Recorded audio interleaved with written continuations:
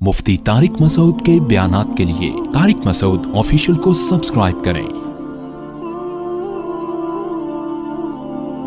Tariq Masood official.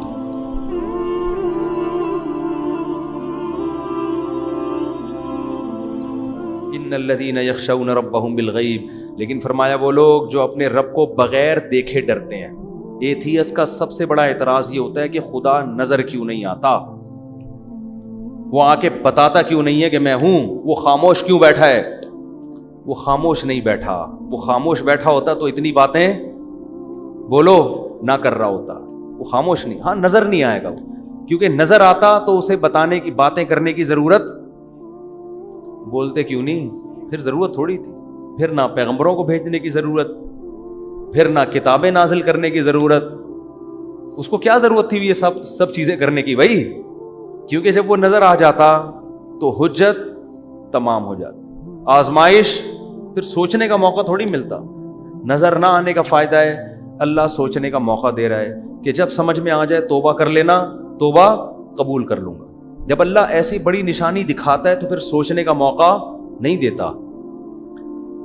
देखो कौम समूद हजरत सालेह अलैहिस्सलाम से कहती थी कि आप बड़ी निशानी दिखाओ, मोजज़ा।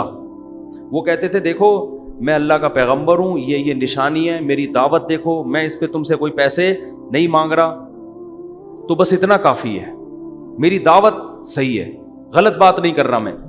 कह रहे नहीं, आपको अल्लाह ने भेजा है, कोई निशानी दिखाओ। तो उन्होंने कहा देखो जब अल्लाह निशानी दिखाएगा ना तो तुम्हें मोहलत नहीं देगा, और फिर उस निशानी के आदाब भी बहुत होंगे।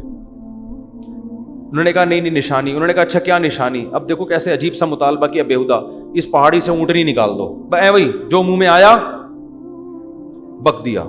अजीब सी बात है ना कि पहाड़ी से क्या निकालो, ऊँटनी। ये इनका ख्याल था ये तो मुमकिन ही नहीं है।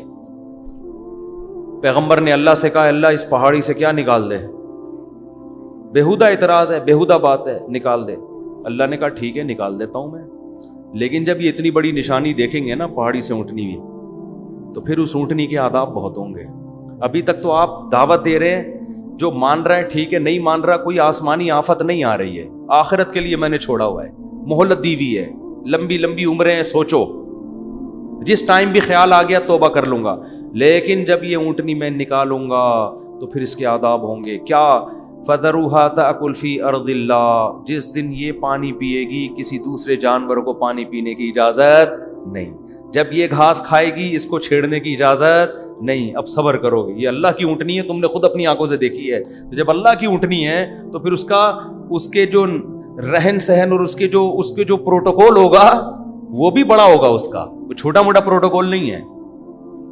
अब क्या है, वो ऊँटनी इतना पानी पी लेती थी, इनके लिए जानवरों के लिए पानी नहीं बचता था भाई। इन्होंने कहा यार ये एक नई टेंशन।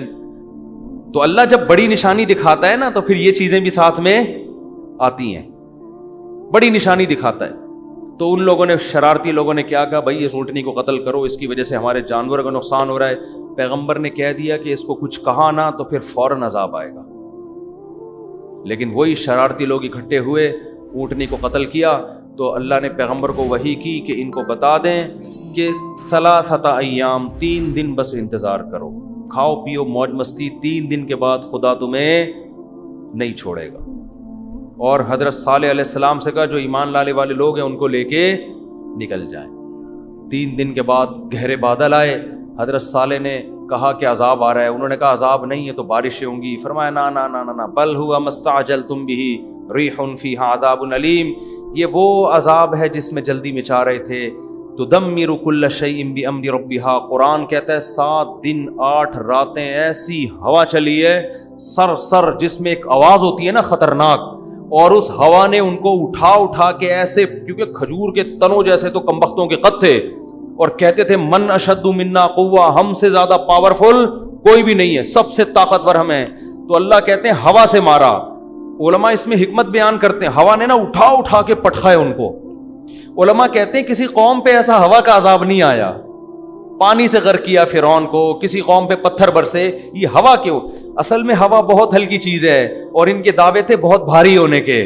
तो अल्लाह ने कहा मैं सबसे हल्की चीज से तुम्हें मारूंगा, मैं सबसे हल्की चीज से तुम्हें पटखूंगा मैं। سب سے ہلکی چیز ہوا ہے. تو ہوا 7 دن 8 راتیں چلی ہے اور ایسے اٹھا کے پٹھا ہے ان کو. قرآن کہتا ہے کأنہم اعجاز نخل خاویہ, کھجور کے تنے جیسے فصلیں کٹی ہوئی پڑی ہوتی ہے نا, ایسے 7-8 ایک ہفتے کے بعد ان کی یہ حالت تھی. فہل تری لہم من باقیہ, اللہ فرماتے بتاؤ ایک بھی ان میں سے تمہیں زندہ نظر آیا کیا؟ ایسا اللہ نے پٹکا ہے. تو جب اللہ, یہ جو ایتھیسٹ کہتے ہیں نا اللہ نظر نہیں آتا, بھائی اگر نظر آ گیا نا تو میں اور آپ شاید بچ جائیں, آپ نہیں بچو گے. اللہ بچائے ہمیں اپنی رحمت سے, پھر نہیں بچو گے. علماء نے ایک بڑی نکتے کی بات کی ہے. بنی اسرائیل نے بچڑے کی عبادت کی تھی. حضرت موسیٰ علیہ السلام واپس گئے, بنی اسرائیل نے توبہ استغفار کیا کہ ہم نے غلطی ہو گئی, تو اللہ نے ان کی توبہ کو ایسے ہی قبول نہیں کیا. کہا ٹھیک ہے اصولی طور پر تو سزا ہونی چاہیے, لیکن جہنم میں جانا, لیکن جنہوں نے عبادت کی وہ قتل کیے جائیں گے ان کے ذریعے, جنہوں نے عبادت نہیں کی, جو نہیں کی وہ کرنے والوں کو قتل کریں گے تو تمہارا گناہ معاف. جبکہ اس امت کے لیے کیا اصول ہے؟ گناہ ہو گیا, چاہے بت پرستی کی, چاہے کچھ بھی ہوا, چپکے سے اللہ سے گڑ گڑا کے توبہ کرو, اللہ کیا کر دے گا؟ معاف. اللہ اس توبہ کے سچے ہونے کے ثبوت بولو نا نہیں مانگتا. بنی اسرائیل سے مانگا جا رہا ہے ثبوت کہ تم سچے دل سے کر رہے ہو, اگر کر رہے ہو تو اپنے آپ کو قتل کرواؤ پھر مانیں گے. جبکہ اس امت مسلمہ میں کیا ہے؟ بس اللہ کے سامنے گڑ گڑا لو, اللہ اس کے ثبوت نہیں مانگتا کہ تم اس توبہ میں کیا ہو سچے. اگر تمہاری نیت, دل کے حال تو اللہ جانتا ہے, دل میں نیت ہے کہ آئندہ نہیں کروں گا بس کافی ہے. کیوں علماء کہتے ہیں کہ اس امت پر جب قرآن نازل ہوا بہت سے لوگوں نے نہ جبریل کو دیکھا نہ اللہ کو دیکھا, مگر وہ پیغمبر کی بات پر انہوں نے یقین کیا. حتیٰ کہ پیغمبر نے یہ کہا نا میں مسجد اقصیٰ سے آسمانوں پہ گیا ہوں, صحابہ نے مان لیا کہ آپ کی زبان سے ہم نے جھوٹ کبھی نہیں. غیب پر یقین, تو اللہ نے کہا تم جب مجھ پہ غیب پہ یقین کرتے ہو تو میں بھی تمہارے ساتھ توبہ میں وہی معاملہ کروں گا جو کیس پر ہوتا ہے؟ غیب پر. تم سے ثبوت بولو بھائی نہیں. بنی اسرائیل کمبختوں نے کیا کیا تھا؟ جب موسیٰ علیہ السلام کو تورات ملی ہے, بنی اسرائیل نے کہا ایسا یقین نہیں کریں گے جب تک اللہ کو اپنی آنکھوں سے دیکھ نہیں لیتے. اللہ نے کہا جب تک مجھے دیکھا نہیں تھا نا, یقین نہیں کر رہے تھے, تو میں بھی تمہاری توبہ کے سچے ہونے کے ثبوت جب تک دیکھ نہیں لوں گا اس وقت تک تمہاری توبہ قبول نہیں کروں گا. جیسے تم ہو ویسے ہی ہمارا بھی تمہارے ساتھ معاملہ ہے. تو جس کو اللہ جتنی بڑی نشانیاں دکھاتے ہیں اس کا معاملہ اتنا ہی کیا ہو جاتا ہے؟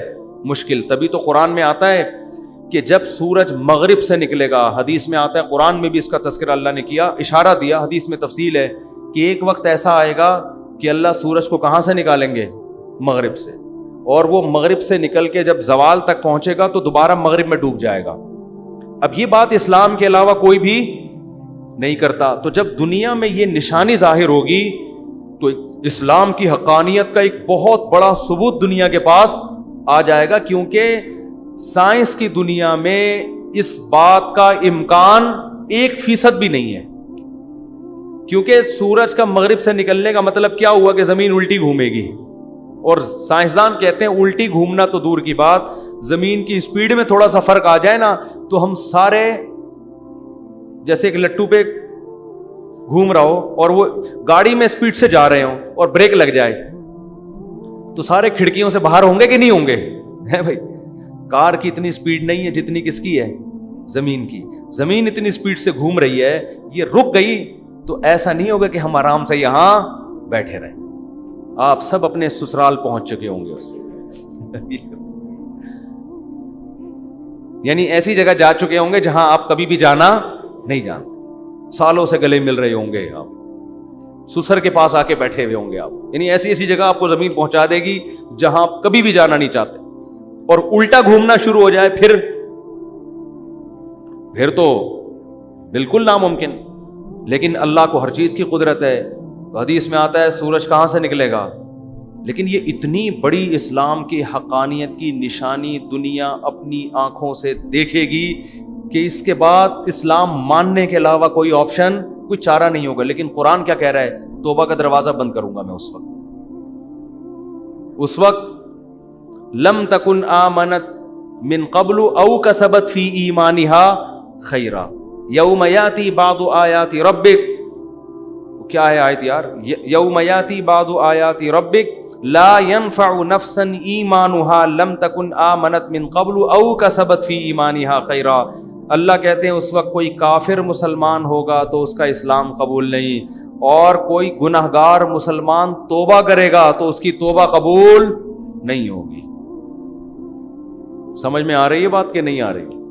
تو اس لیے غیب پہ معاملہ لکھا ہے، یہی دیکھو، اونٹ کو دیکھو، شہد کی مکھی کو دیکھو، سورج کا نکلنا دیکھو، چاند کو دیکھو، للشمس ينبغي لها ان تدرك القمر، اللہ کہتے ہیں ہر ایک کو ایسے دائروں میں تیرا دیا میں نے، نہ چاند سورج سے ٹکراتا ہے اور نہ سورج چاند سے ٹکراتا، کل فی فلک یسبحون، اتنے بڑے بڑے اجرام ایک مخصوص دائروں کے اندر لٹو کی طرح گھوم رہے ہیں، یہ آٹومیٹیکلی خود بخود نہیں ہو سکتا۔ یمسک السماوات والارض ان تزولا، اللہ ہے جس نے آسمانوں اور زمینوں کو تھاما ہوا ہے کہ اپنی جگہ سے ڈاما ڈول نہ ہو جائیں، وَلَئِن زَالَتَا، ذرا سا ان کا بیلنس آؤٹ ہوگا، اللہ کہتے ہیں یہ جاپان کے سائنسدان اس کو بیلنس پہ نہیں لے کر آئیں گے، تو کیڑے مکوڑوں کی طرح یہ خلائی سیارے تھے جو تھوڑا سا نیچے سے جس نے چھلانگ لگائی ہے نا، ٹھیک، تھوڑا سا نیچے سے، یہ مجھے وہ لطیفہ بچپن کا بہت یاد آتا ہے، تھوڑا سا نیچے، دوبارہ سنا دوں، کل سنایا تھا، نئے لوگ بھی آ گئے۔ تو 3 آدمی، ایک امریکی وسیع، اس کے بعد بیان ختم ہو رہا ہے نا، نئے نئے لوگ بھی آتے ہیں یار، ایک بھی نیا ہو نا، ایک بندہ بھی نیا ہو تو یہ لطیفہ اس قابل ہے کہ اس کی رعایت میں اس کو سنایا جائے، ٹھیک ہے۔ پاکستانیوں کی ریسرچ کا پتہ چلتا ہے۔ تو 3 آدمی بیٹھے ہوئے تھے، ایک امریکی، ایک جاپانی اور ایک پاکستانی۔ امریکی نے چھوڑی تو نہیں، وہ تو کسی حد تک صحیح ہے کہ ہمارے جو ہوائی جہاز ہیں بالکل آسمان سے چپک کے چلتے ہیں، انہوں نے کہا بالکل آسمان سے، اس نے کہا نہیں تھوڑا سا نیچے۔ جاپانی نے کہا ہماری جو آبدوزیں ہیں سمندر کی زمین سے چپک کے چلتی ہیں، انہوں نے کہا بالکل چپک کے، کہا نہیں تھوڑا سا اوپر۔ پاکستانی کیا کرتا، اس نے کہا ہم لوگ ناک سے کھانا کھاتے ہیں، کہا بالکل ناک سے، کہہ رہا تھوڑا سا نیچے، ٹھیک ہے، تھوڑا سا نیچے۔ تو اگر اللہ اس نظام کو تھوڑا سا اوپر یا تھوڑا سا نیچے کر دے، زمین کے بیلنس کو 23 ڈگری جھکی ہوئی ہے، تھوڑا سا اللہ یوں کر دے، یا جس مدار پہ کوئی سپیڈ کم ہو جائے تھوڑی، یا سپیڈ زیادہ ہو جائے، تو اللہ فرماتے ہیں ان امسکہما من احد من بعدی، خدا کے علاوہ کوئی بھی ان کو اپنے مدار پہ نہیں لا سکتا۔ زمین سے باہر نکل کے دھکا کون دے گا اس کو؟ باہر ٹکیں گے کہاں؟ کون باہر جا کے؟ تو ہماری جتنی ترقی ہے نا، کچھ بھی ہو، یہ آٹے میں ذرہ ہے اس کائنات کے مقابلے میں، یہ کخ بھی نہیں ہے۔ ایک سونامی کا طوفان یہ سب کچھ ملیا میٹ کرنے، یہ سمندر 3 گنا زیادہ ہے، یہ تھوڑا سا اوپر آ گیا تو ویسے ہی سب تیر رہے ہوں گے یہاں پہ، کچھ بھی نہیں ہے۔ یہ گلیشیئر پگھل جائیں تو سب لیٹے ہوئے ہوں گے یہاں پہ، تو اتنا فنٹر بننے کی ضرورت نہیں ہے۔ ٹھیک ہے ترقی کی ہے، بہت اچھی بات ہے، خدا کی آنکھوں میں آنکھیں ڈال کے تھوڑی بات کرو یار تم، اللہ اور اس کائنات کے مقابلے میں کیا اوقات ہے؟ سورج جتنا ایندھن ایک دن میں خارج کر دیتا ہے نا، ہم ہزاروں لاکھوں سال میں بھی ہمارے جہازوں میں اور ہمارے راکٹوں میں اتنا ایندھن خرچ، وہ سیکنڈوں میں اڑا دیتا ہے، اتنا ایندھن خرچ کر دیتا ہے وہ، اتنے اللہ کے خزانے ہیں، اور جل رہا ہے کیسا تکے کی طرح، ہمیں پکا رہا ہے سورج جو ہے، جلا ہوا ہے، اور صبح صبح اٹھتا ہے اور ایسے تپاتا ہوا سب کو نکل جاتا ہے، کوئی کمی اس میں نہیں ہو رہی۔ اور اللہ میاں نے بھی زمین کو نا، جیسے تکا نہیں ہم ادھر سے اب تھوڑا سا یوں تکے کو ایسے پکاتے ہیں نا، تو اللہ بھی زمین کو ایسے ہی، ابھی یہاں رات ہو رہی ہے، امریکہ میں کیا ہو رہا ہے؟ دن، تو یہ بالکل ایسے تکے کی بوٹی کی طرح زمین کو اللہ یوں کرتے، کیا کرتے ہیں؟ گھماتے، چلو بھائی اب ادھر والے تھوڑا سا انجوائے کریں سورج کو، وہاں والے سو جائیں، اب تھوڑا سا ادھر والے انجوائے کریں۔ اب ناروے والے پریشان تھے، وہ تو کنارے پر ہیں، تو اللہ نے ان کو کسی اور طرح سے گھما دیا کہ تم نے 6 مہینے دن کے مزے لیے ہیں، اب 6 مہینے اندھیروں کے مزے لو، اور ادھر والے روشنی میں آ جائیں گے 6 مہینے کے لیے جب ادھر اندھیرا ہوگا، اور جب ادھر روشنی ہوگی 6 مہینے کے لیے ادھر کیا ہو جائے گا۔ ہر لحاظ سے زمین کو نا بڑے طریقے سے سورج کے گرد بالکل جیسے تکا پکانے والا، سوراب گوٹ کی بوٹیاں پکانے والا نہیں، ادھر سے، اور مرغیاں جیسے انڈے کو سے رہی ہوتی ہیں ادھر سے، اب تھوڑا سا ادھر سے اور چوزا نکل آتا ہے، تو یہ بھائی خود بخود کوئی بھی سسٹم نہیں ہے۔ ذالک تقدیر العزیز العلیم، قرآن کہتا ہے زبردست غالب بادشاہ ہے جس کو ہر چیز پر قدرت ہے، العلیم جس کے پاس علم بھی ہے کہ کس وقت کس کو کہاں سے تپانا ہے، ٹھیک ہے نا، کدھر سے گرم کرنا ہے، کدھر لائٹ پڑنی چاہیے، کدھر اندھیرا ہونا چاہیے، کدھر گرمی ہونی چاہیے، کدھر سردی ہونی چاہیے، پورا سسٹم ہے یہ. تو اس کے بعد بھی کوئی خدا کا انکار کرے گا اور خدا کی مان کے نہیں چلے گا تو اللہ کو یہ حق بنتا ہے کہ اس پہ غصہ کرے اور اپنے غضب کے اظہار میں اس کو جہنم کی آگ میں ڈال دے. اللہ ہم سب کو اس آگ سے محفوظ رکھے.